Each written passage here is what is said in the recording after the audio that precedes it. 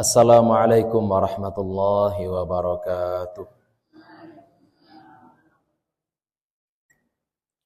Alhamdulillahilladzi arsala rasulahu bil huda wa dinil haqqi liyudhhirahu 'alad dini kullihi wa kafaa billahi syahida. Ashhadu an la ilaha illallah wahdahu la syarikalah wa ashhadu anna Muhammadan 'abduhu wa rasuluh.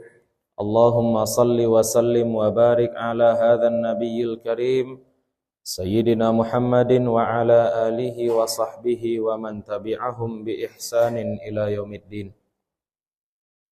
Fanawayna ta'alluma wa ta'lim wa naf'a wal intifa' wal ifadata wal istifadah wal hatha ala tamassuki bi kitabillahi ta'ala wa bi sunnati nabiyhi sallallahu alaihi wasallam wa du'a ilal huda wa dilalata 'alal khairi ibtigha'a mardatillahi wa sawabihi wa qurbih. Allahumma 'allimna ma yanfa'una wanfa'na bima 'allamtana wa zidna ilma.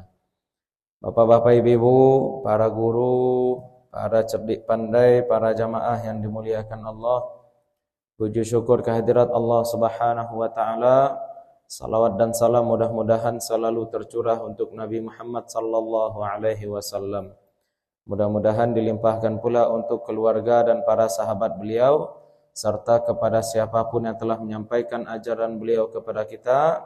Mudah-mudahan kita, keluarga kita, anak cucu kita semuanya tetap berpegang teguh kepada apa yang telah dibawa oleh Nabi Muhammad sallallahu alaihi wasallam, sehingga nanti di akhirat kita bisa dibangkitkan bersama-sama dalam barisan beliau dan mendapatkan syafaat dari beliau. Bapak-bapak, ibu-ibu yang dimuliakan Allah, ketika kita membahas tentang sosok Nabi Ibrahim alaihi salam, maka salah satu hal yang paling menonjol dan mesti kita tahu bahwasanya Nabi Ibrahim ini termasuk Nabi Ulul Azmi. Termasuk Nabi Ulul Azmi.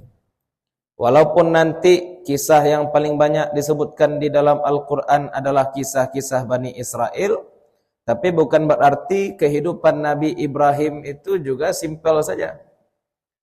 Tidak senjelimet kehidupan Nabi Musa barangkali kata orang. Padahal Nabi Ibrahim ini termasuk Nabi Ulul Azmi. Kenapa?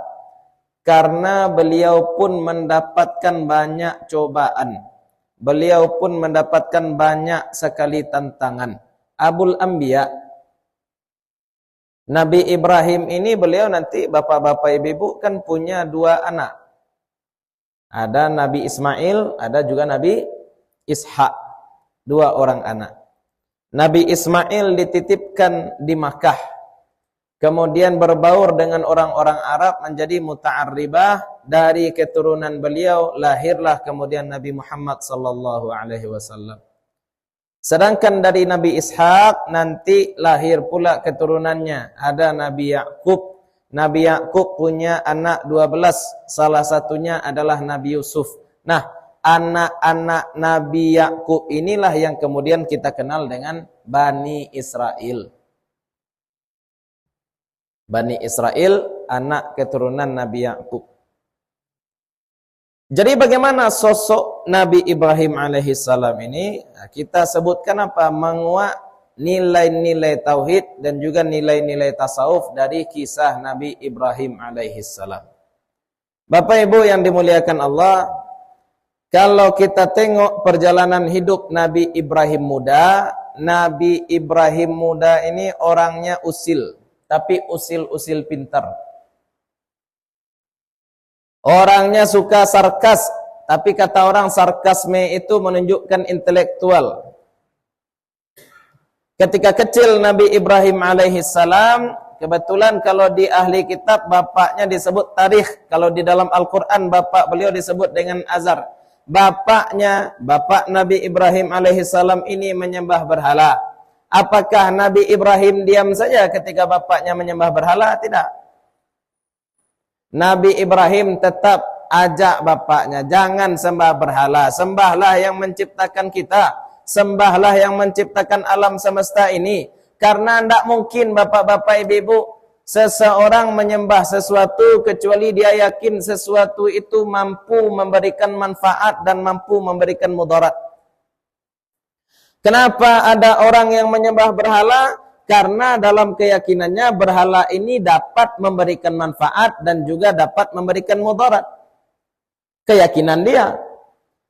Tapi sebagaimana kita sampaikan dalam kaji tauhid, orang kalau dia berakal tidak akan mungkin dia menetapkan bahwa ada makhluk yang bisa memberi manfaat dan juga memberi mudarat. Sujud dia kepada batu ketika sadar dia bahwasanya batu itu bahkan tidak mampu membela dirinya, tidak akan mungkin dia akan menyembah patung. Menyembah sapi dia, menyembah pohon dia, tidak akan mungkin orang berakal akan menyembah hal-hal seperti itu, benda-benda mati. Kenapa? Tidak mampu memberi manfaat dan juga mudarat. Lalu kenapa masih menyembah berhala juga? Kenapa masih menyembah patung juga? Alasannya karena yang kita sebutkan tadi, akalnya mati. Maka inilah kualitas yang dimiliki oleh Nabi Ibrahim alaihissalam. Apa itu? Allah berikan kecerdasan sejak beliau masih kecil. Banyak manusia punya akal, banyak manusia punya otak, tapi tidak semua pun kita bisa sebut sebagai orang yang berakal. Tidak semua mampu memanfaatkan nikmat yang tadinya Allah berikan. Maka kisah yang pertama dari perjalanan kehidupan Nabi Ibrahim yang berkaitan dengan ilmu tauhid adalah bagaimana Allah mengisahkan beliau di dalam surat Al-Anbiya. Nabi Ibrahim alaihissalam awalnya hidup di tengah-tengah kaum namanya kaum Haran. Kaum Haran. Orang-orang Haran ini menyembah kawakib, menyembah bintang-bintang, menyembah planet-planet. Barangkali kalau kita baca-baca sejarah mitologi dunia, ada juga ya bapak-bapak ibu-ibu ya yang menyembah benda-benda langit, yang menyembah dewanya, ini dewa Apollo, ini dewanya Pluto, ini dewanya dewa matahari dan seterusnya. Yang disembah adalah benda-benda langit. Mereka anggap bahwasanya benda-benda langit itulah yang memberikan manfaat dan juga memberikan mudarat, dan ini berbahaya. Ya, menuhankan benda-benda langit. Ini kadang-kadang zaman sekarang kita temukan sudah mulai masuk pula ke dalam i'tiqad Islam, menuhankan benda-benda langit. Bagaimana Nabi Ibrahim mau membantah orang-orang ini? Ini perlu diperhatikan. Di dalam surat Al-Anbiya tadi Nabi Ibrahim menyampaikan sesuatu bukan dengan cara berbohong, tapi menyindir. Apa kata Allah Subhanahu wa taala ketika mengisahkan kisah Nabi Ibrahim alaihissalam? Ya, Nabi Ibrahim melihat bintang. Nabi Ibrahim melihat bulan. Di dalam surat Al-Qasas juga Allah Subhanahu wa taala ceritakan itu. Surat Al-Qasas. Nabi Ibrahim nampak bintang dulu. Hadza Rabbi. Orang-orang kalau membaca Quran tidak pakai intonasi, mereka akan katakan, "Oh, berarti Nabi Ibrahim juga pernah kafir ini." Kenapa Nabi Ibrahim pernah kafir? Nabi Ibrahim melihat bulan, melihat bintang, melihat matahari, kemudian Nabi Ibrahim mengatakan, inilah Tuhanku. Padahal tidak. Nabi Ibrahim itu nyebut ini Tuhanku, maksudnya apa? Pakai bahasa sindiran, pakai nanya apa? Ini Tuhanku, seperti itu. Nampak bintang, ini Tuhan. Kemudian ditunggu bintang ini hilang, ditunggu bintang ini tenggelam. Kemudian Nabi Ibrahim katakan apa? Inilah uhibbul afilin. Saya tidak suka sesuatu yang tenggelam. Bintang ditengok, dianggap sebagai Tuhan, ternyata tenggelam. Nabi Ibrahim sebenarnya ingin menunjukkan kepada orang-orang Haran tadi, tidak bisa kamu menuhankan bintang. Kenapa? Karena bintang itu bisa kalanya muncul, ada pula nanti dia hilang. Sedangkan Allah itu, sedangkan Sang Pencipta alam itu mesti selalu ada. Sedangkan bintang kadang-kadang ada, kadang-kadang hilang. Kemudian nampak lagi bulan. Bulan ini lebih besar daripada bintang. Dikatakan, hadza Rabbi, inilah Tuhan. Memang ini lebih besar daripada yang kemarin. Tapi Nabi Ibrahim juga ini menunjukkan nih kepada orang-orang Haran. Awalnya bulan ada, nanti bulan juga tenggelam. Berarti ini juga bukan Tuhan karena tenggelam. Esoknya nampak lagi matahari. Matahari ini bagaimana? Hadza akbar. Inilah yang paling besar, kata Nabi Ibrahim alaihissalam. Tapi ketika tenggelam, masih juga dituhankan. Sudah jelas matahari ini ada terbitnya, ada tenggelamnya. Kadang-kadang ada, kadang-kadang hilang. Berarti bukan Tuhan. Masih juga menyembah matahari, masih juga menyembah bulan, masih juga menyembah bintang. Maka Nabi Ibrahim berlepas diri dari orang-orang yang bodoh. Ini poin tauhid sebenarnya. Orang yang menjalankan nalarnya, orang yang menggunakan akal pikirannya, tidak akan mungkin menyembah sesuatu yang palsu, tidak akan mungkin menyembah makhluk, tidak akan mungkin menyembah matahari, menyembah bulan ataupun menyembah bintang-bintang. Dan ini bapak-bapak ibu-ibu, kalau kita tengok sejarah dan peradaban manusia lintas benua, memang dewa-dewa paling tinggi kalau dalam agama-agama pagan itu dewa matahari. Dewa matahari. Kalau kita tengok di Mesir misalkan, dewa tertinggi namanya Ra. Dewa Ra ini juga adalah dewa matahari. Nah, kalau kita tengok orang-orang Yunani juga, siapa dewanya yang paling tinggi? Zeus. Ada lagi dewa yang paling tinggi, Odin. Ada lagi dewa-dewa di Amerika Latin, mereka kaitkan dewa-dewa itu yang mereka sembah itu adalah matahari. Dan ini tidak berlaku bagi kita. Yang kita sembah itu siapa? Sang pencipta matahari. Apa kata Nabi Ibrahim? Wajjahtu wajhiya lilladzi fataras samawati wal ard. Aku hadapkan wajahku untuk siapa? Untuk yang menciptakan langit dan bumi. Orang yang masih menyembah langit, orang yang masih menyembah bumi, orang yang masih menyembah benda yang ada di langit ataupun menyembah benda yang ada di bumi berarti tertipu. Yang dia sembah bukan pencipta alam, tapi yang dia sembah adalah alam itu sendiri. Alam kok nyembah alam? Tak masuk di akal. Itu kecerdasan Nabi Ibrahim alaihissalam di lingkungan haram. Kemudian apa lagi? Kemudian Nabi Ibrahim alaihissalam pindah, hijrah. Ada beberapa hijrah yang dilakukan oleh Nabi Ibrahim dari Haran ke Babil, kemudian tinggal di Syam, kemudian beliau titipkan anak dan istri beliau nanti di Makkah. Nabi Ibrahim pindah ke daerah Babilonia. Ada yang menyatakan Babilonia ini rajanya Namrud, tapi dalam komentar Imam Mujahid, Namrud ini bukan raja Babilonia, Pak. Namrud ini raja dunia. Ada 4 orang dalam sejarah yang diberikan kerajaan dunia. Siapa itu? Yang Muslim ada 2. Yang pertama yaitu Nabi Sulaiman alaihissalam. Yang kedua Raja Zulkarnain. Sedangkan yang kafir juga ada 2. Yang pertama si Namrud inilah raja yang diberikan kekuasaan dunia, tapi dia kafir. Kemudian ada satu lagi namanya Bakhtansar. Ini juga orang yang diberikan kekuasaan kerajaan dunia, tapi dia kafir. Salah satunya Namrud ini. Bagaimana Namrud ini? Namrud ini berdialog dengan Nabi Ibrahim alaihissalam. Ada yang menyatakan bahwasanya dialog antara Nabi Ibrahim alaihissalam dengan Namrud ini terjadi setelah peristiwa pembakaran Nabi Ibrahim. Dan itu juga terjadi gara-gara apa? Nabi Ibrahim ini cerdas. Nabi Ibrahim ini orang cerdik, ibu-ibu. Ini gimana lah caranya mau menyadarkan kaum. Kaum ini ngapain? Kalau tadi kaumnya nyembah apa? Nyembah bintang, nyembah bulan, nyembah matahari di daerah Haran.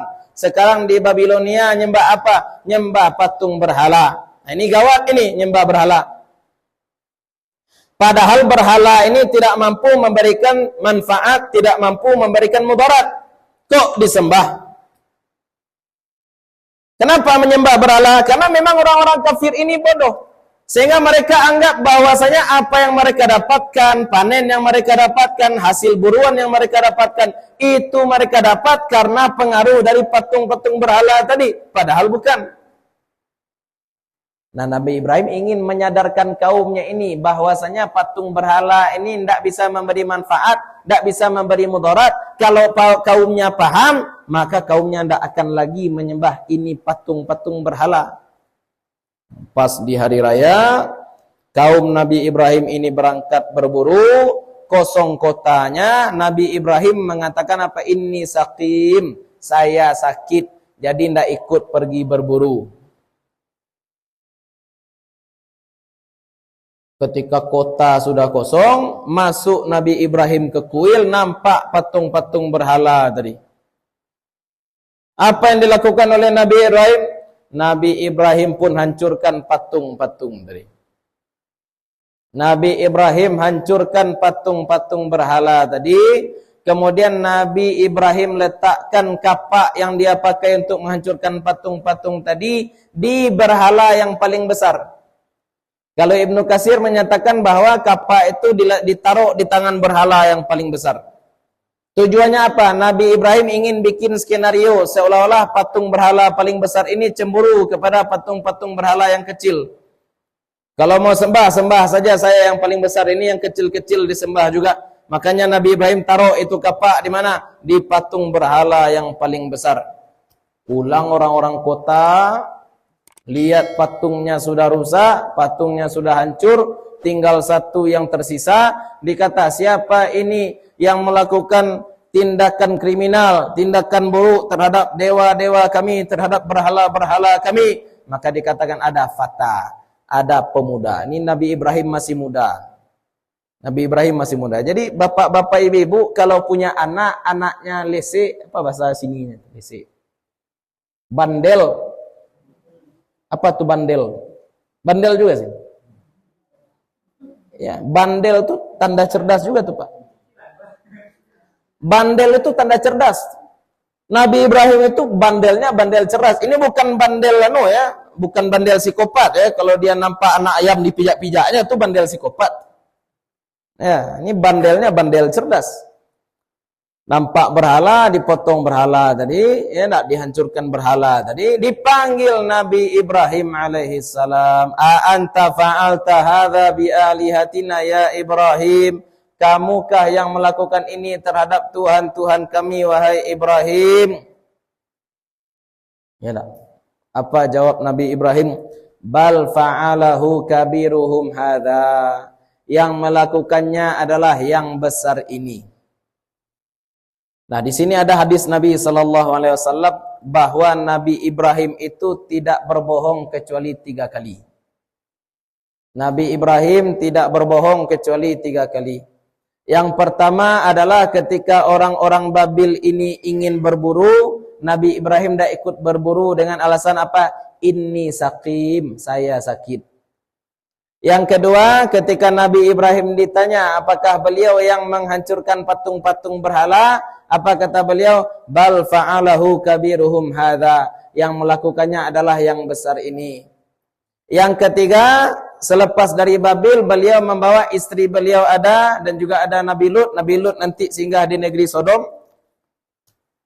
Beliau singgah di sebuah daerah, ada raja di situ. Raja di situ nanya, ini Sarah, ini siapa? Nabi Ibrahim jawab, Sarah ini siapa? Hadhihi ukhti, ini saudariku, kata Nabi Ibrahim alaihissalam. Nah, kebohongan di sini bukan bohong mengubah fakta ya, bukannya menyampaikan sesuatu berbeda dengan realita. Dalam bahasa Arab ini namanya tauriyah. Tauriyah itu artinya apa? Bohong tapi tidak bohong. Apa-apaan itu Ustaz bohong tapi tidak bohong? Ini contoh. Di Payakumbuh dulu ada seorang syekh namanya Syekh Abdul Qadim. Syekh Abdul Qadim ini ketika masa Belanda, ibu-ibu, bapak-bapak, beliau dikejar oleh Belanda.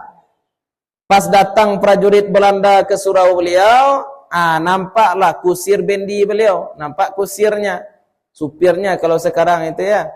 Ditanyalah oleh orang Jepang ya, bukan orang Belanda. Orang Jepang ni nanya pada kusir bendinya, mana Syekh Abdul Qadim? Kamu lihat tak Syekh Abdul Qadim? Kamu lihat Syekh Abdul Qadim tidak? Apa jawab kusirnya tadi? Nah, kusirnya itu ibu-ibu apa-apa, pindah dulu selangkah.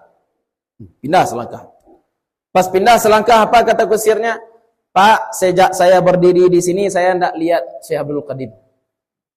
Pindah dia lagi, enggak. Itu bohong enggak? Hah? Bohong enggak, Bu? Kan pas duduk di sini ya nampak Syekh Abdul Qadim. Tapi ditanya, Syekh Abdul Qadim kamu lihat enggak? Pindah dia dulu. Habis pindah apa dia bilang? Sejak saya berdiri di sini saya enggak lihat ada Syekh Abdul Qadim. Itu bohong enggak? Hah? Enggak bohong. Itu namanya tauriyah. Tauriyah. Ya. Sama seperti tadi Nabi Ibrahim mengatakan, inni sakim, saya sakit. Kaumnya pergi berburu, Nabi Ibrahim sakit. Apa yang sakit? Bukan badan beliau yang sakit. Kepala beliau yang sakit melihat kaumnya ini nyembah berhala. Sakit kepala macam lihat orang nyembah berhala itu. Jadi bukan fisik yang sakit. Yang ketiga, ketika beliau ditanya oleh raja tadi, apakah ini saudari kamu, apakah ini istri kamu? Apa dijawab Nabi Ibrahim? Ini saudari saya. Itu juga tidak bohong. Maksudnya apa? Ini saudari seiman. Ya, saudari seiman. Persaudaraan yang paling kuat itu adalah persaudaraan karena iman. Anak kandung kalau beda iman dengan bapaknya maka tidak dianggap sebagai keluarga lagi. Oke, gennya sama, oke, darahnya sama, oke, dagingnya sama, akan tetapi tidak bisa kesamaan genetik itu menyelamatkan nanti di akhirat. Anak Nabi Nuh ditenggelamkan oleh air bah. Apa kata Allah Subhanahu wa taala? Innahu laisa min ahlik. Anakmu itu bukan keluargamu, kata Allah kepada Nabi Nuh. Nah sekarang ya juga nih Nabi Ibrahim. Jadi kalau disebut ini perempuan istri kita, ya istri saya. Tapi saudari saya juga, saudari seiman. Nggak bohong. Nah dalam kisah yang tadi kita sebutkan, Nabi Ibrahim dikonfrontasi, apakah kamu yang memecahkan patung-patung berhala kami? Nabi Ibrahim kemudian jawab, bal fa'alahu kabiruhum hadza. Pelakunya adalah patung yang besar ini, atau pelakunya adalah yang besar ini. Apakah Nabi Ibrahim berbohong? Ada guru kami, Buya Zamzam Yunus, itu di Lasi di Kabupaten Agam, Sumatera Barat.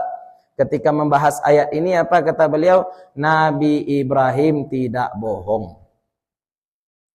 Kenapa nak bohong Nabi Ibrahim? Karena ketika ditanya, apakah kamu yang pecahkan patung ini, wahai Ibrahim? Nabi Ibrahim tidak pernah bilang tidak. Nabi Ibrahim tidak menyangkal. Kalau Nabi Ibrahim misalkan jawab, nah bukan saya yang melakukan, nah itu bohong tuh.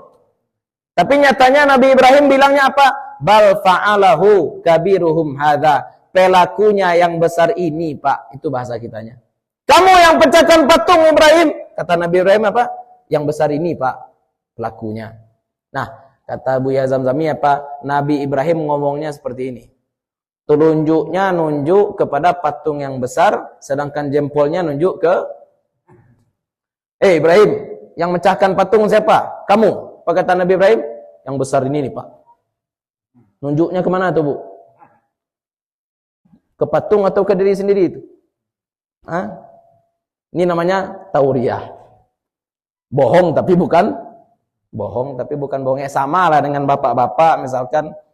Ya, diundang makan tapi kita udah kenyang, Pak. Kita nggak mau makan. Tapi ada yang undang makan. Apa ibu bilang? Saya puasa. Maksudnya bukan puasa dari terbit fajar sampai maghrib, tapi puasa dengan maksudnya apa? Imsak, nggak makan. Ya,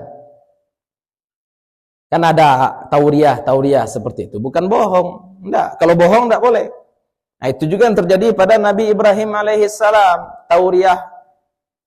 Ya, tujuannya apa? Tentu ada tujuan, jangan dikit-dikit tauriyah aja nanti ya. Dikit-dikit tauriyah. Datang orang minta utang ke rumah kita, mana utangnya? Apa ibu bilang? Lagi nggak ada duit. Memang di saku ibu nggak ada duit. Di bawah bantal, di bawah kompor, di bawah baju. Itu nggak boleh disembunyikan. Itu menzalimi orang kita jadinya. Ya, ada duit, ya bayar utang. Jangan sampai nak dibayar pula.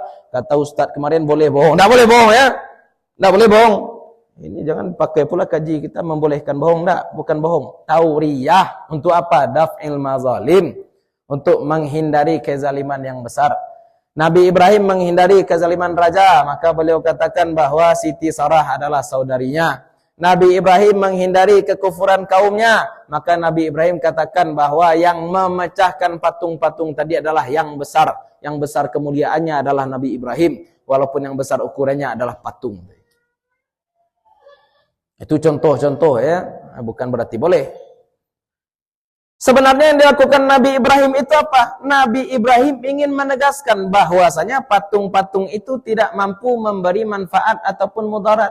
Makanya Nabi Ibrahim melanjutkan, cobalah tanya sama patung-patung ini kalau mereka bisa ngomong. Yang melakukan ini siapa? Yang memecahkan patung siapa? Ini patung yang besar nih, tanyalah kalau nggak percaya. Tentu orang-orang heran, ini Ibrahim ini bodoh atau gila? Dah jelas patung tak bisa ngomong, tapi disuruh pula kita nanya pada patung. Apa jawab Nabi Ibrahim? Sudah tahu patungnya tak bisa ngomong, tapi masih juga disembah. Ufin lakum, cilaka kamu dan berhala-berhala yang kamu sembah, kata Nabi Ibrahim. Oh ya, celaka itu. Ufin, itu keras tuh sebenarnya. Ufin itu keras. Celaka, cilako. Masih juga nyembah berhala, ndak jalan pikiran. Tapi kan kemudian kaumnya ini marah juga. Walaupun Nabi Ibrahim ini benar ya ibu-ibu, apa-apa ya, Nabi Ibrahim ini ndak salah. Yang salah siapa? Kaumnya. Ya namanya kaumnya ndak mau kalah debat dengan fata, dengan pemuda seperti Nabi Ibrahim. Maka apa yang mereka lakukan? Mereka pun kemudian mengumpulkan kayu-kayu. Mereka buat unggun. Jangan dianggap bahwasanya unggunnya ini unggun kecil saja. Enggak, Pak. Api unggunnya ini besar. Sangat-sangat besar. Mungkin satu kampung apinya itu. Kita katakan satu kampung. Kenapa? Karena Nabi Ibrahim kemudian ketika api itu nyala, Nabi Ibrahim tidak bisa dimasukkan ke api tadi. Tidak bisa orang dekat-dekat ke api tadi. Kenapa orang tidak bisa dekat-dekat ke api tadi? Saking besarnya api tadi, tidak bisa orang dekat-dekat. Sehingga kemudian mereka pun membuat katapel, diikatkan Nabi Ibrahim ke katapel tadi, ya katapel itu, baru kemudian Nabi Ibrahim dilontarkan ke tengah-tengah api yang sedang membara tadi. Saking besarnya api tadi, bodoh orang-orang tadi. Niatnya mencelakakan Nabi Ibrahim, tapi justru dengan itu Allah kemudian tunjukkan mukjizat Nabi Ibrahim. Tidak celaka Nabi Ibrahim, tidak. Justru Nabi Ibrahim selamat. Kuni barda, kata Allah. Ya nar, wahai api, jadilah dingin. Wassalamun ala Ibrahim. Dalam riwayatnya Ibnu Katsir katakan bahwasanya yang dingin saat itu bukan cuma api yang membakar Nabi Ibrahim. Seluruh api di dunia pun turut tidak panas, Pak. Seluruh api dunia ikut tidak panas. Gara-gara apa? Gara-gara tadi itu. Api yang tidak aktif bukan cuma yang membakar Nabi Ibrahim. Itulah mukjizat Nabi Ibrahim. Jadi bukan cuma Nabi Ibrahim selamat, bukan cuma Nabi Ibrahim selamat, tapi api itu yang dibuat dingin. Ya, sama seperti Nabi Daud, Pak. Nabi Daud punya mukjizat. Apa mukjizat Nabi Daud? Melunakkan besi. Apakah Nabi Daud yang dibuat kuat sehingga besi itu bengkok-bengkok, atau besi itu yang dibuat lunak? Bagi Nabi Daud, besi itu dibuat lunak. Bagi Nabi Ibrahim, api itu dibuat dingin. Siapa yang bisa? Tidak bisa orang. Ini bukan masalah bagaimana Nabi Ibrahim selamat keluar karena beliau hebat. Tidak, bukan karena beliau hebat. Tapi karena ada yang membantu beliau. Ada yang menguatkan beliau. Ada yang membuat beliau mampu menantang orang-orang kafir. Disitulah maka orang-orang yakin bahwa Nabi Ibrahim ini bukan orang sembarangan. Tak akan mungkin berhala mampu untuk menyelamatkan Nabi Ibrahim. Yang menyelamatkan Nabi Ibrahim siapa? Pencipta api. Siapa yang menciptakan api? Allah Subhanahu wa taala. Itu mukjizat. Ada lagi debat Nabi Ibrahim dengan Namrud yang kita sebutkan sebagai raja dunia tadi. Nabi Ibrahim debat dengan Namrud. Ditanya kepada Nabi Ibrahim, siapa Tuhan kamu? Ya. Alam tara ilal ladzi haja Ibrahim fi rabbih an atahu Allahul mulk. Tidakkah kamu melihat kepada orang yang mendebat Nabi Ibrahim? Ya, dia sombong. Kenapa dia sombong? Gara-gara Allah berikan kepada dia kerajaan. Idz qala Ibrahim rabbiyalladzi yuhyi wa yumit. Ketika Nabi Ibrahim katakan, Tuhanku adalah yang menghidupkan dan mematikan. Raja ini sok-sok pula. Apa katanya? Ana uhyi wa umit. Saya pun bisa mematikan, saya pun bisa menghidupkan. Apa katanya? Gimana cara menghidupkan? Ya kita bawa saja 2 terpidana mati, yang satu saya ampuni, berarti saya menghidupkan dia. Sedangkan yang satu lagi saya bunuh, berarti yang satu lagi ini saya matikan dia. Ini bodohnya manusia. Bapak-bapak, ibu-ibu bertani, misalkan.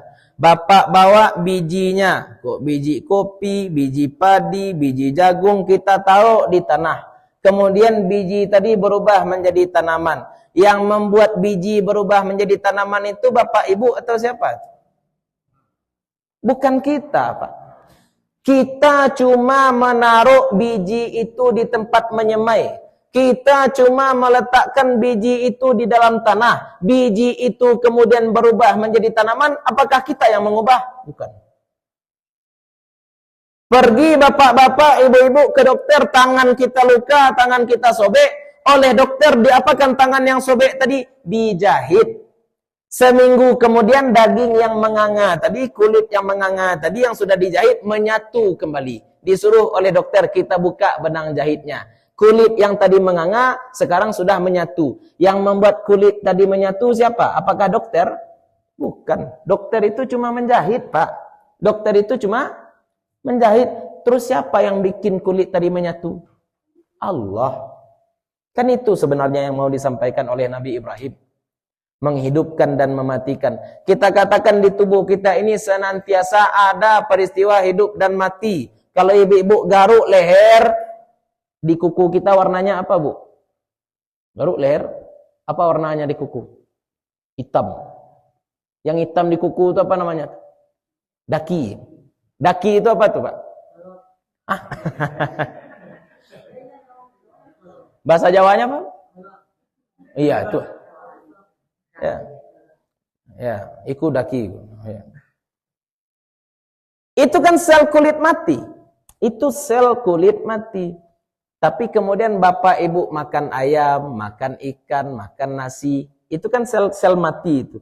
Dari ikan yang mati yang kita makan tadi dialirkan ke tubuh. Dialirkan ke tangan, dialirkan ke luka kita tadi. Sehingga yang luka tadi menyatu kembali. Berarti kan ayam yang mati berubah menjadi kulit kita yang hidup. Senantiasa ada perubahan seperti itu dalam tubuh kita. Hidup, mati, mati, hidup. Kalau mau mikir, tapi ini nggak mau mikir nih, kayaknya kata Nabi Ibrahim. Makanya Nabi Ibrahim kemudian katakan apa?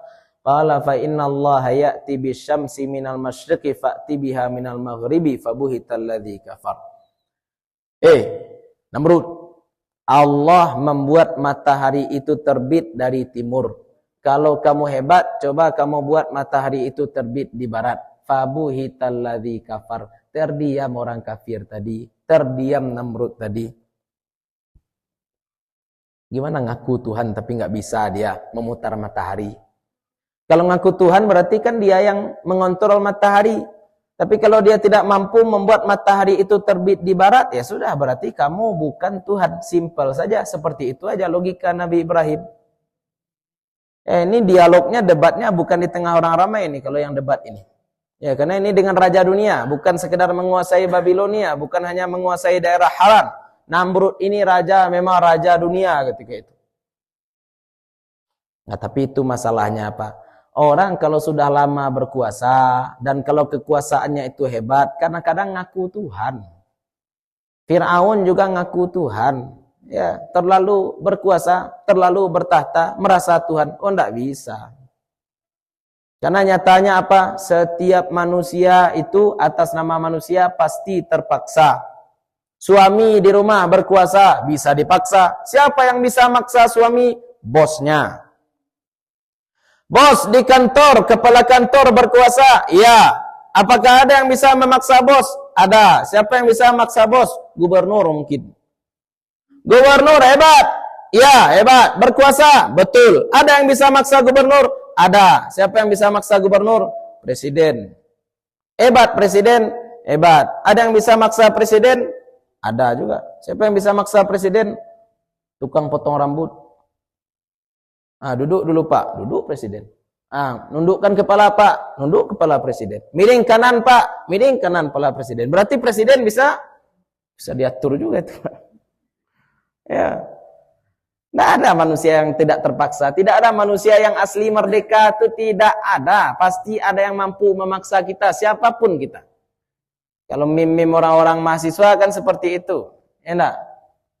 Mahasiswa takut pada dosen, dosen takut pada rektor, rektor takut pada presiden, presiden takut pada mahasiswa, kata orang seperti itu. Ya. Kelingking kalah dengan telunjuk, telunjuk kalah dengan jempol, jempol kalah dengan kelingking. Begitu perputaran dunia ini. Tapi satu yang tidak bisa diatur, satu yang tidak bisa kita lari darinya. Siapa itu? Sang pencipta alam, itulah Allah Subhanahu wa taala. Itu sebenarnya yang ingin ditekankan oleh Nabi Ibrahim alaihissalam. Sehebat apapun kita, sekuasa apapun kita, ternyata kita tidak mampu mengontrol terbit dan terbenamnya matahari. Ternyata kita bahkan tidak mampu mengontrol hujan. Ini hebatnya Pak. Itu kan tanda lemah kita. Sumatera Barat hujan. Ya, lebat-lebat hujan di Sumatera Barat. Padahal musim hujan sudah lewat. Sudah lewat musim hujan, Bu. Tapi masih juga turun hujan. Berarti kita ini tidak mampu mengontrol hujan. Gara-gara hujan saja, air saja. Yang seharusnya kita tidak takut itu air. Tapi air itu yang kemudian membuat terjadi banyak musibah. Apatah lagi matahari. Apalagi awan, apalagi tanaman dan segala macamnya. Itu di luar kontrol kita. Itu yang ingin ditekankan oleh Nabi Ibrahim alaihissalam. Makanya kalau mau kita katakan Nabi Ibrahim ini adalah orang yang mempelopori cara berpikir logis di masa beliau. Iyalah, Nabi Ibrahim mengajak orang untuk berpikir logis. Makanya kalau kita mau belajar tauhid, apapun kurikulumnya, pasti yang pertama kali disuruh apa? Mengaktifkan dahulu nalar atau nazar. Kewajiban pertama setiap muslim adalah ma'rifatullah, mengenal Allah. Kalau kita sudah mengenal Allah, baru kita bisa menyembah Allah. Bagaimana cara mengenal Allah? Aktifkan akal dan pikiran. Kalau akal dan pikiran mati, bagaimana? Gila. Kalau gila, bagaimana? Tidak perlu sholat. Tidak perlu puasa. Tidak perlu zakat. Tapi selama akal ini ada di kepala kita, selama akal ini aktif di kepala kita, kewajiban kita apa tadi? Ma'rifatullah. Tengoklah ayat-ayat ini. Tengoklah ayat-ayat kauniyah ini. Tengoklah alam ini. Ambil kesimpulan bahwa ternyata alam ini di luar kontrol kita. Allah lah yang mengontrol semuanya. Termasuk jantung di dada kita. Termasuk darah di tubuh kita. Maka kita sembah Allah Subhanahu wa ta'ala atas dasar itu. Kemudian baru masa-masa selanjutnya kehidupan Nabi Ibrahim, hijrah beliau. Beliau itu orangnya penyayang sebenarnya, Bu. Jadi usil-usilnya ya ketika muda usil, tapi usilnya usil-usil cerdas. Bagaimana Nabi Ibrahim diperintahkan untuk menyembelih anak beliau Nabi Ismail. Bagaimana Nabi Ibrahim sebelumnya diperintahkan untuk meninggalkan anak beliau di daerah yang tandus di Makkah. Itu kan luar biasa. Itu tauhidnya kuat harus. Akan tetapi nilai-nilai tasawuf juga harus beliau miliki. Apa itu? Orang yang memahami hakikat tauhid, pasti dia akan memiliki rasa zuhud yang tinggi juga. Ya, boleh jadi hilang rasa-rasa lain, rasa-rasa sedih. Ya, tentu saja. Ala inna awliya Allahi la khaufun alaihim wa lahum yahzanun. Wali-wali Allah itu tidak akan merasa sedih, tidak akan merasa takut. Kenapa? Karena mereka paham hakikat. Tapi tetap saja manusia pasti punya nilai-nilai rasa. Disuruh Nabi Ibrahim meninggalkan anak beliau, meninggalkan istri beliau di daerah yang tandus. Tentu ya, dipatuhilah perintah Allah Subhanahu wa ta'ala. Ujiannya banyak Nabi Ibrahim ini, bapak-bapak, ibu-ibu ya. Syariat-syariat banyak yang katanya merujuk kepada Nabi Ibrahim. Seperti syariat khitan. Itu juga syariat Nabi Ibrahim alaihissalam. Seperti perempuan yang pakai anting. Itu katanya juga adalah Nabi Ibrahim yang memulai sunnahnya. Kenapa? Nabi Ibrahim ini kan punya 2 istri. Satu nama istri beliau Siti Sarah. Satu lagi nama istri beliau Siti Hajar. Kan dua istri beliau. Siti Sarah anaknya Ishak. Siti Hajar anak beliau Nabi Ismail alaihi wassalam. Semoga Allah merahmati dua-dua nabi tadi. Siti Sarah ini cemburu dengan Siti Hajar. Apa kata Siti Sarah? Kalau kamu cinta pada saya, pada Nabi Ibrahim, ini kata riwayat fi Israiliyat ya. Kalau kamu sayang pada saya, lukailah Sarah. Pusing Nabi Ibrahim. Gimana cara melukai Hajar ya, bukan melukai Sarah. Sarah istri pertama nyuruh saya untuk melukai istri kedua. Bagaimana caranya? Ndak hilang akal Nabi Ibrahim kemudian nusuk kuping Siti Hajar. Itu melukai enggak tuh, Bu? Iya. Tapi habis luka dipasang anting. Tambah jelek atau tambah cantik? Niat Siti Hajar, niat Siti Sarah dilukai Hajar biar dia sakit. Habis sakit ternyata tambah cantik. Ini enggak boleh ya. Enggak boleh cemburu-cemburu itu. Ya, itu nabi-nabi Allah kisahnya seperti itu ya. Niat kita mencelakai orang lain justru dengan cara mencelakakan itulah orang lain ini menjadi tambah naik. Niat orang mencelakakan Nabi Ibrahim dengan membakar Nabi Ibrahim. Justru dengan dibakar Nabi Ibrahim semakin tampak kehebatan beliau. Tidak terbakar, tidak angus beliau oleh api. Itu luar biasa. Nah, hakikat selanjutnya apa? Hakikat yang dipahami oleh Nabi Ibrahim itu, kalau kita mau ya, kesampingkan dulu masalah rasa. Orang yang paham hakikat, maka keikhlasannya akan sangat-sangat tinggi. Diperintahkan Nabi Ibrahim untuk menyembelih anak beliau. Para mufassirin sebenarnya berbeda pendapat. Apakah yang disembelih itu Nabi Ismail ataukah yang disembelih itu Nabi Ishak? Tapi jumhur kebanyakan menyatakan bahwa yang disembelih itu adalah Nabi Ismail. Ketika pisau sudah berada di leher Nabi Ismail, diganti oleh Allah Nabi Ismail dengan kibas, kambing yang besar. Nah, kita kan tahunya itu menjadi standar atau menjadi acuan kita melaksanakan ibadah kurban. Sebenarnya lebih daripada itu.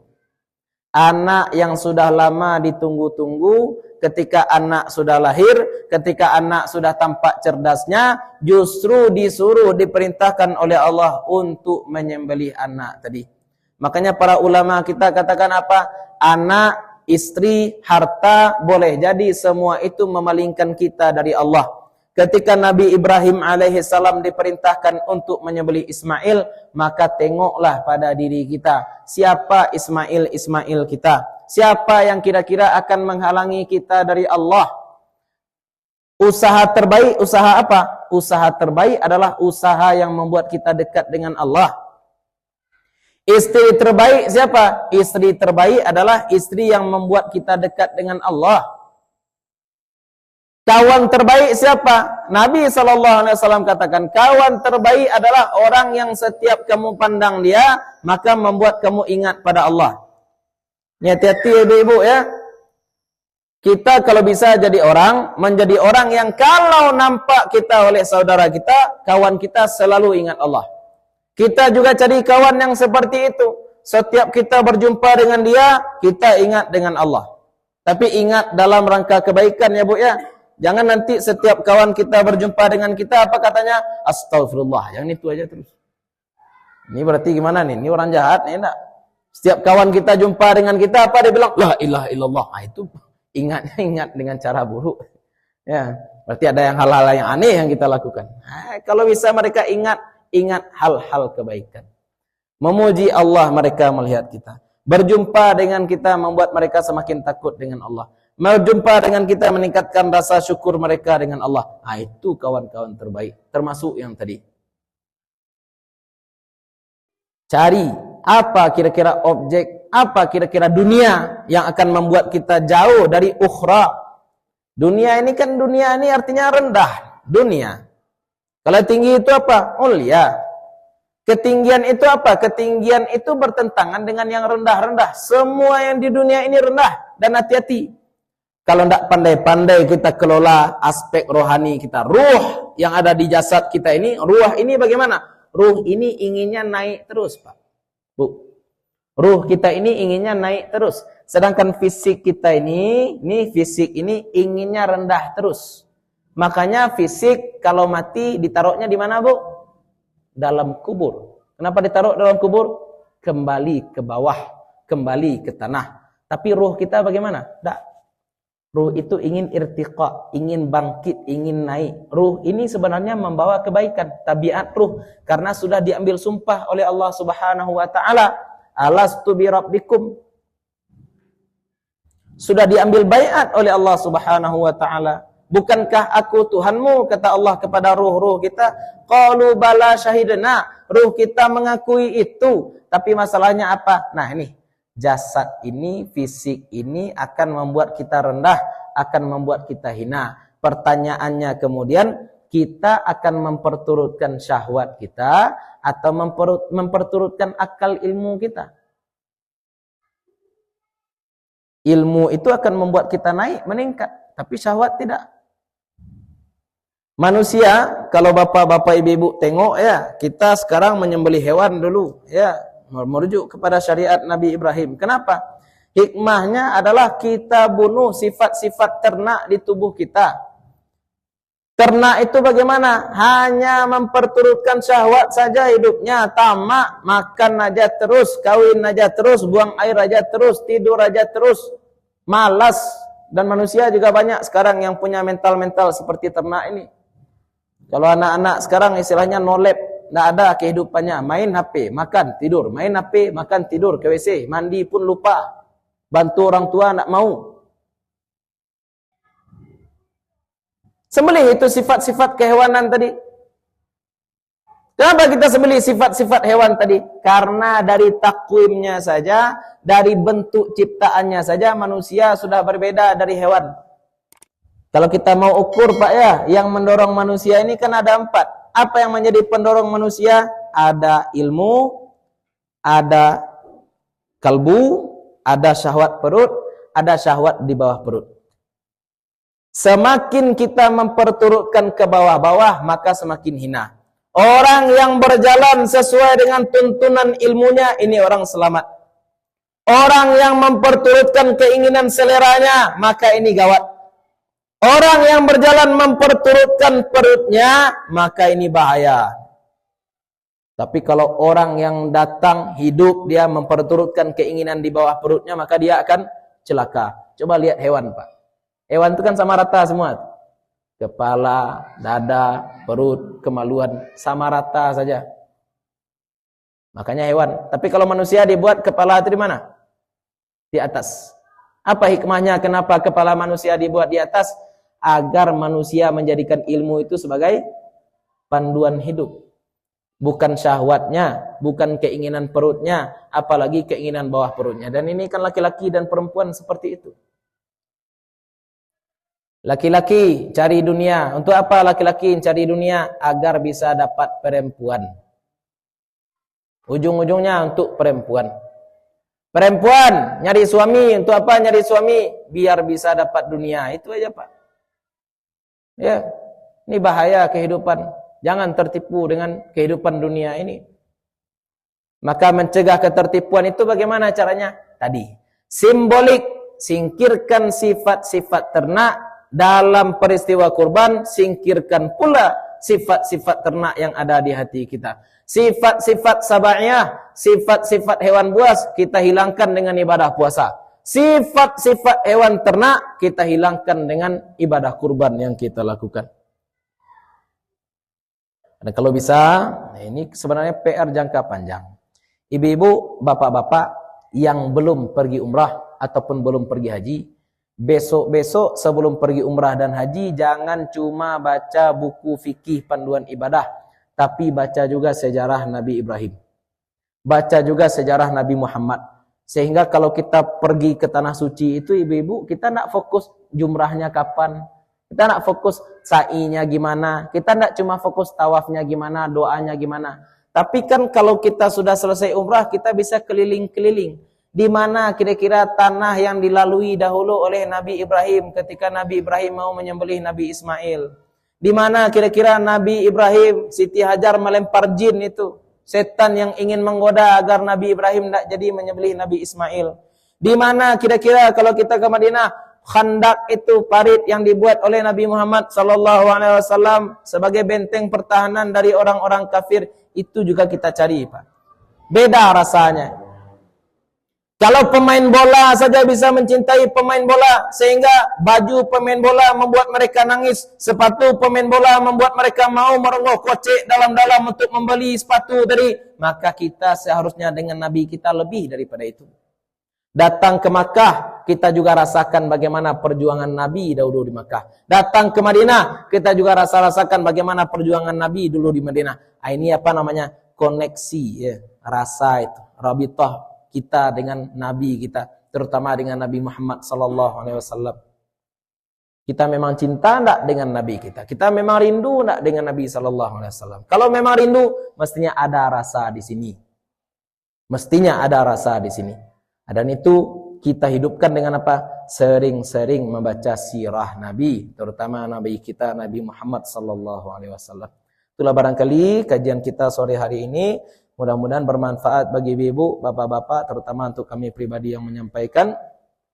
Mudah-mudahan selama duduk sini Allah bakar dosa-dosa kita, Allah tambahkan tabungan amal kita, Allah sayangi orang tua dan guru-guru kita, Allah kumpulkan kita nanti bersama-sama dengan orang-orang soleh, para syuhada, para nabi. Mudah-mudahan kita mendapatkan syafaat dari Nabi Muhammad SAW. Mohon maaf kalau ada yang salah, ada yang kurang, ada sesuatu yang tidak kami letakkan pada tempatnya. Assalamualaikum warahmatullahi wabarakatuh. Terima kasih ucapkan kepada beliau tadi yang sudah menyampaikan materi di hadapan kita bersama. Mungkin ada di antara Bapak Ibu yang ingin bertanya, masih ada waktu kita beberapa menit, kami silakan. Silakan Pak, Bu, ada pertanyaan Bu? Cepat. Ambil dulu Bu, kabel ini betul. Ada yang bertanya silakan Bu. Kenapa Pak sambil yang belum berangkat sambil manasik? Memang asik. Besok ulang lagi. Ya sudah, ulang lagi. Silakan Bu, Bapak Bu. Bapak, yang tanya Pak. Ya. Oke, baik Pak. Ya. Iya.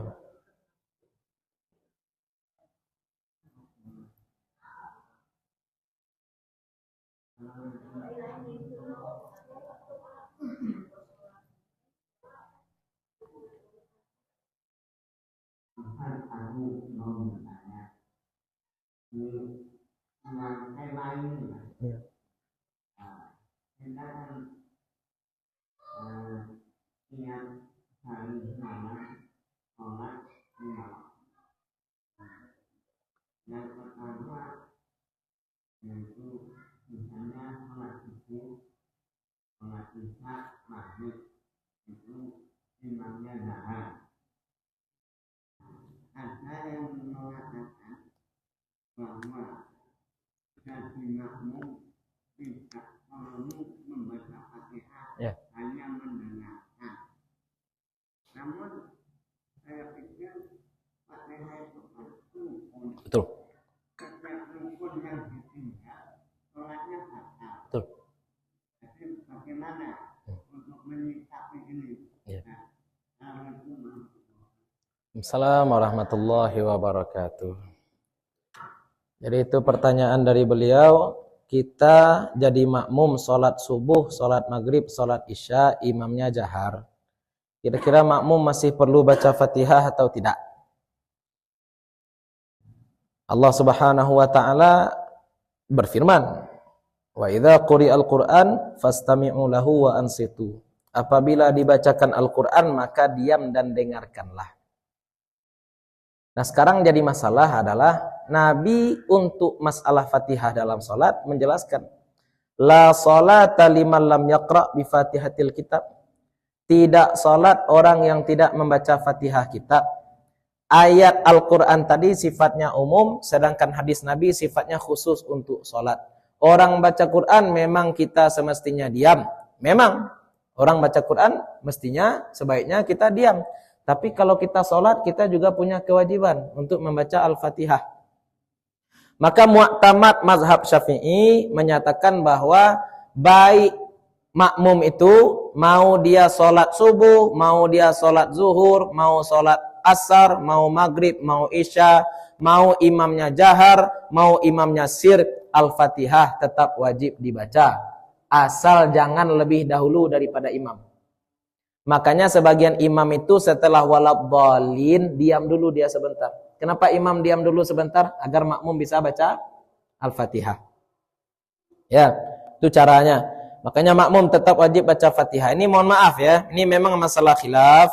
Kalau misalkan mau kita lihat mazhab lain, barangkali juga ada yang menyatakan Al-Fatihah boleh tidak dibaca. Tapi kalau mu'tamad mazhab Syafi'i, makmum tetap wajib membaca Al-Fatihah. Kalau kita ambil pendapat tidak perlu baca, muncul keanehan nanti. Anehnya di mana? Giliran Al-Fatihah yang merupakan rukun kita diam. Tapi giliran ruku kita baca lagi, Pak. Ya enggak? Ini mohon maaf Ibu ya. Pas Al-Fatihah kita tutup mulut.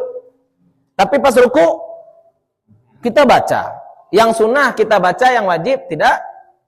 Nah, kan itu masalahnya. Ya, pas ruku kita baca, pas i'tidal kita baca, tapi pas Al-Fatihah kita justru diam. Harusnya yang lebih harus dibaca yang mana? Al-Fatihah. Karena ini merupakan rukun salat. Nah, sekarang kalau misalkan dikatakan bahwa kalau imam sudah baca, makmum tidak perlu baca. Kalau takbiratul ihram gimana kira-kira? Ya, imam kan mengeraskan bacaan takbiratul ihram. Apakah makmum harus baca takbiratul ihram atau tidak? Ya haruslah, makmum juga harus baca takbiratul ihram. Kenapa? Karena bacaan imam tidak menggugurkan bacaan makmum. Kapan bacaan imam itu menggugurkan bacaan makmum? Bagi makmum yang masbuk saja. Imam sudah ruku, kita baru sholat, kita langsung ruku bersama imam. Itu kan kita tidak baca Fatihah. Yang seperti ini betul. Dia tidak perlu baca Fatihah. Kenapa? Karena dia mendapati ruku. Makanya disebut rakaat. Karena asalnya adalah ruku. Kenapa Ustaz? Karena dua hadis yang saya tahu. Yang pertama dari Abi Bakrah. Abi Bakrah masuk ke masjid, Nabi ruku. Sehingga di pintu masuk masjid, beliau pun takbir langsung ruku, Pak. Di pintu masjid udah ruku. Sambil salat, beliau jalan selangkah demi selangkah untuk bergabung dengan shaf. Habis sholat, Nabi nanya, siapa yang tadi sholat di pintu? Siapa tadi yang takbir di pintu? Saya, Abu Bakrah. Kata Nabi apa? La tu'id, asabta walakin la tu'id. Au kama qala. Kamu sudah benar, tapi besok-besok jangan diulang lagi. Kata Nabi seperti itu. Hadis yang kedua dari Ali bin Abi Thalib. Ali bin Abi Thalib mau berangkat ke masjid. Di depannya berjalan laki-laki tua lambat. Laki-laki tua lambat. Pas sudah sampai dekat masjid, ternyata laki-laki tua ini tidak ke masjid, lurus saja. Ternyata laki-laki tua ini orang Yahudi. Ali bin Abi Thalib terlambat sholat jadinya gara-gara orang tua tadi, Pak. Pas masuk Ali bin Abi Thalib, ternyata Nabi sedang ruku. Ali bin Abi Thalib pun ikut ruku bersama Nabi, sehingga Ali bin Abi Thalib tidak nambah rakaat. Pas sholatnya, karena dia dapat ruku. Habis sholat, baru Nabi SAW bilang, gara-gara Ali bin Abi Thalib belum datang, malaikat Jibril nahan punggung saya. Jangan bangkit dulu sampai Ali bin Abi Thalib datang. Maksudnya apa? Ini orang soleh. Ya, ditunggu dulu agar dia tidak terlambat, agar dia tetap mendapatkan satu rakaat bersama Rasulullah SAW. Itu saja pengecualian, Pak. Jadi aslinya Al-Fatihah tetap harus dibaca oleh makmum. Ya, Al-Fatihah tetap harus dibaca oleh makmum kecuali masbuk. Kecuali masbuk. Itu barangkali. Wallahu taala a'lam. Iya. Ada pertanyaan? Pas. Silakan. Mudah-mudahan masih bisa. Silakan, Bu.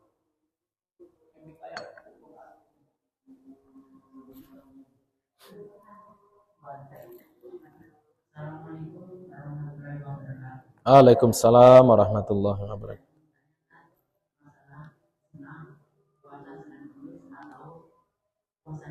Ya. Ya. Bismillah, alhamdulillah, wassalatu wassalamu ala rasulillah. Nabi SAW katakan, terjemahnya, sebaik-baik puasa adalah puasa Daud. sebaik-baik puasa adalah puasa Daud. Tapi yang dimuazabah oleh Nabi, yang Nabi lakukan bukan puasa Daud. Nabi ngomong sebaik-baik puasa adalah puasa, tapi puasa yang dilakukan Nabi puasa apa? Senin dan Kamis. Walaupun Nabi juga sering puasa di luar hari Senin dan Kamis. Istilahnya Nabi kan sering puasa, Bu. Pagi-pagi tidak nemu makanan, apa kata Nabi? Ya sudah, saya puasa. Nabi itu simpel aja orangnya. Tapi ketika Nabi puasa Senin, puasa Kamis, Nabi puasa hari Senin, ditanya oleh para sahabat, kenapa Nabi puasa hari Senin? Apa jawab Nabi? Dzaka yauma wulidtu, karena di hari itu aku dilahirkan. Nah, sekarang ibu nanya mana yang lebih baik? Mana yang lebih baik? Ya, lakukan aja dua-duanya kalau bisa. Tapi sehari puasa, sehari tidak. Ya, sehari puasa, sehari tidak. Kalau ibu ingin melakukan puasa Daud, satu minggu dapat Senin, satu minggu dapat Kamis. Contoh, Senin, Selasa buka, Rabu puasa, Kamis berbuka, Jumat puasa, Sabtu buka, Minggu puasa, Senin berbuka. Nah, minggu kedua Kamisnya kita puasa. Jadi minggu pertama kita dapat Senin, minggu kedua kita dapat Kamis. Kalau mau puasa Nabi Daud. Tapi puasa Nabi Daud itu pula ringannya. Ya, dalam riwayat kan dikatakan Nabi Daud walaupun sering berpuasa, kalau datang tamu beliau batalkan puasa. Kenapa? Puasanya puasa sunnah, memuliakan tamu juga sunnah. Ya, boleh dua-duanya, Bu. Ya, mana yang mudah dilakukan. Wallahu taala a'lam.